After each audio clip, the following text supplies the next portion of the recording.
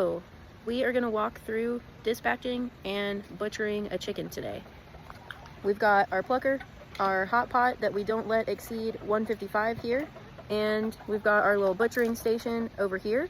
So if this is too graphic for you, now would be a good time to leave.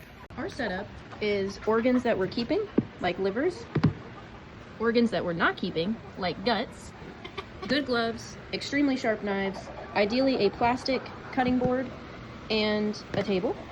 We keep an alcohol spray bottle, some paper towels and rags handy. We've got a hand washing station, a thermometer to check our temperature, and we have tongs because you have to keep the chickens under the water, and of course propane and a plucker.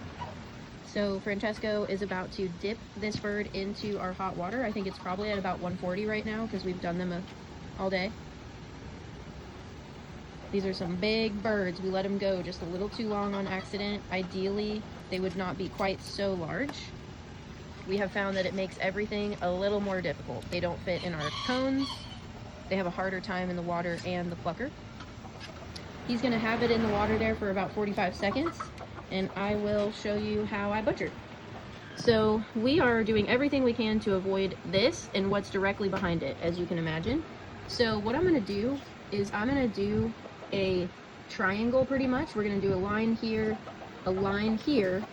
I hold this tail here with my thumb and pointer finger while I'm doing it, and then we are gonna flip this bird over, and after we've done our triangle, we're gonna cut right here. You are gonna have to cut through a tailbone here, and you're gonna hold this the whole time, and you're going to just gently pull. I'll turn the camera back on when I get to that point. Ignore this, we're very sad that this happened. So you can see I was very careful to cut around this. You can see why. And now we're going to use gravity to hold this over the bucket and just kind of let everything fall out.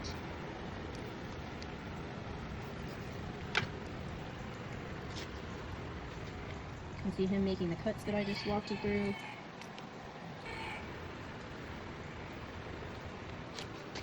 Can you give me a snip right here? There's a lot of fascia holding these organs against the bird and a lot of fat. The easiest way I can describe it is when you're cutting a pumpkin and you need to separate the seeds from the walls of the pumpkin. You got to get in there and really remove the fascia surrounding the organs to make it easier to pull them out. What is the first giant organ that you get in there? I pull mine out when I pull everything else out, but this is what I'm talking about. Yeah, I don't know what that is. Whoops.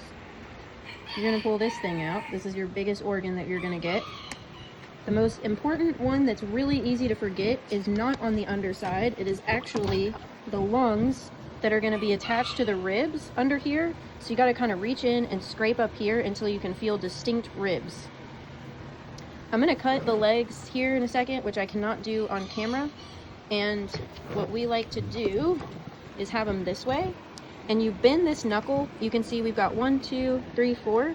You're gonna get this tendon right in between this knuckle, which is gonna allow you to cut the leg, and that'll make it easier to cut through that cartilage and everything.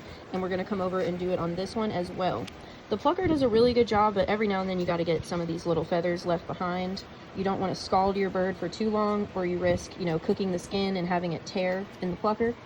So you just kinda gotta bargain by pulling some of these extra feathers out sometimes. So right up here in the neck is the crop. Luckily mine is empty because we stopped feeding our birds about 10 hours before butchering.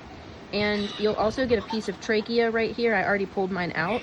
Sometimes if you're lucky and you're pulling from the bottom, you can actually get that whole trachea out with all of your guts. But you want to make sure you get this crop out. It's kind of hard because it's very surrounded in fat and it's really stuck in the skin of the bird.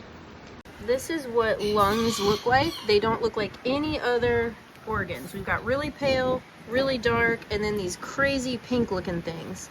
You have to make sure that you get these out. You also want to get this is a little tiny piece of trachea. This is a big long thing. You want to make sure you get that in the crop too. Those are the most easily missed. That's a big piece of fat. You get the gallbladders, the livers out. We keep hearts and livers. We either make pate or sometimes dog food. This is just some coagulated blood. We also save the feet for broth and the necks. And we've got these packed in here with ice. Right, so normally we use these kill cones. These make life a lot easier. But like I said, our birds went on a little too long and they do not fit in these cones. So we are hanging them by their feet. Francesco is holding them while I do the cut. And I'm not going to be able to show it live because I have to do it. But I am going to show you where on the neck I do the cut. Let's see.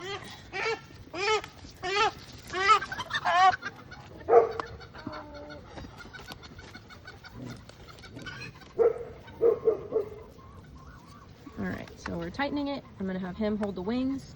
And real quick, I will show you where I cut. So you have to pull the feathers out of the way so you're not cutting through them and so you can see where you're cutting. And you're looking for a vein. And I don't know if you can see it right here, but there's a pretty big vein that just runs the line of its neck. It's pretty hard to mess up. You pull the neck down, you pull the feathers away, and as long as you're fast, they're not going to fail a thing. In case no one told you, a chicken when it is dying has several nerve endings that have to die, and it will shake and jitter. Now, if you saw the state of this bird's neck, you would know with 100% certainty that it was not alive. It is freaky though. So it's best to just walk away when this happens. Francesco is getting ready to put this bird in the water. And for a lot of people, until we're in the plucking phase, this feels a little freaky, especially your first few times because you are seeing and touching a hot-blooded animal. And it's a little real for some. But once it's plucked, it starts to look more like what you see in the grocery stores and people are a bit more comfortable with that. Now, someone asked earlier if we change the water. The water gets real gross, of course, but there's really no reason to. They're going to get fully depulucked, and we're also going to hose them off, get all those feathers off, and then we spray ours out after we butcher, and then we also heat seal them in bags with salted brine, which really helps.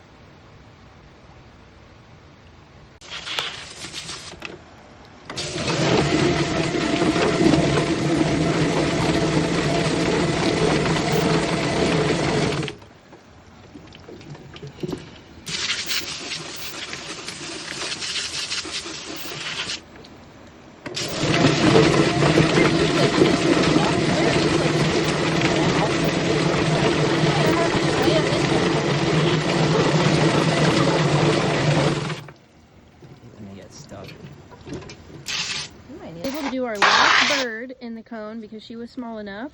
Blood coagulates real quick and it attracts flies real quick. So I try to stay on top of it with the hose. Here we go again. We got a naked bird. We're going to bend this forward, get this tendon here, cut these legs off. We're going to do our triangle here, cut the tail off. Once you have your cuts here, you do have to gently use your fingers to separate it from the skin. You'll start to feel some of those organs, and that's when you can begin pulling. There probably will be tiny pieces of fat and fascia. I like to use the very tip of the knife to get those so you don't risk puncturing the anus or any of the glands around it. And then up here, you cut your neck and you find your crop. You can kind of see it through the skin here. I will put gloves on and I will pull that out eventually. And let's see if we can see the trachea while we're here. I like to cut this fatty stuff away. It just makes it a little easier to see. And the trachea is probably right in here. Some more just fatty deposits. Okay, enjoy a little 1-minute recap while I tell you what comes after this because the video is about to end. We soak ours in brine and vacuum seal them. That's our favorite thing to do. It makes them really flavorful and juicy when you go to cook them. So look up a nice yummy salt brine, pre-make it, make sure your bags are big enough for your birds and that you have a good vacuum sealer or vacuum chamber, whatever they call those thingies. You're welcome to pre-butcher or you can freeze them whole like we do. It really just depends what your cooking preference and style is.